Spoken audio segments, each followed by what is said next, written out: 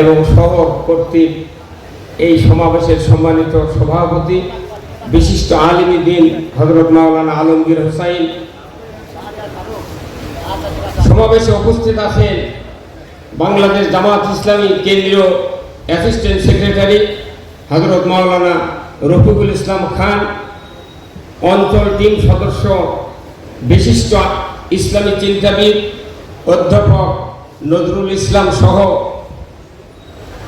বগুড়া জেলা জামাতের সম্মানিত আমির আব্দুল হক সরকার, জেলা নেতৃবৃন্দ, উপজেলা নেতৃবৃন্দ, বিভিন্ন অঞ্চল থেকে আসা ইসলামের নেতৃত্ব দানের ওলামায়ে কেরামগণ, সবার প্রতি আর একবার সালাম, আসসালামু আলাইকুম রহমতুল্লাহ। আমি একটি কথা বলতে চাই, অনেক বক্তব্য শুনেছেন। আজ থেকে 275 বছর আগে ব্রিটিশ ইস্ট ইন্ডিয়া কোম্পানির মাধ্যমে এই ভারতবর্ষ 190 বছর শাসন করেছিল। এই ব্রিটিশ বিরোধী আন্দোলনে এই ভারত উপমহাদেশের সবচেয়ে ভূমিকা ছিল আলিম ওলামাদের, বলুন ঠিক কিনা?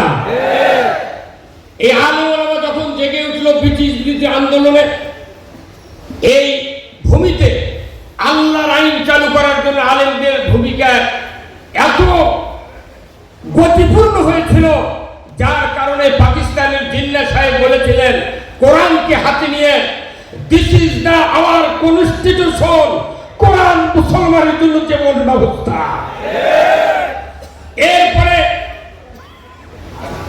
190 বছর পর এই 47-এর আন্দোলনে পাকিস্তান তৈরি হলো, কিন্তু দেখা গেল ধর্ম নিরপেক্ষ মতবাদ দিয়া 24 বছর মানুষকে গোলামীর ফাঁদে রেখে রেখেছিল। এরপরে মুসলমান যখন জাগলো না, আলিম ওলামা যখন জাগলো না, তখন দেখা গেল 24 বছর পর 1971 সালে পৃথিবীর সবচেয়ে সৈন্য শক্তি 54 বছর বাংলাদেশ শাসন করেছে।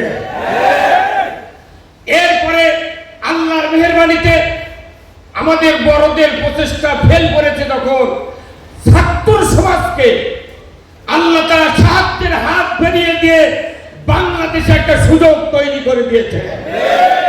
আমার বিশ্বাস আজকের এই সুযোগ যদি বাংলাদেশের আলিম ওলামা মুসলমান ভাইয়েরা আমরা কাজে যদি লাগাতে না পারি, আমার কেমন যেন মনে হয় আরো 108 বছরেও বাংলাদেশের শান্তি কায়েম করা সম্ভব নয়।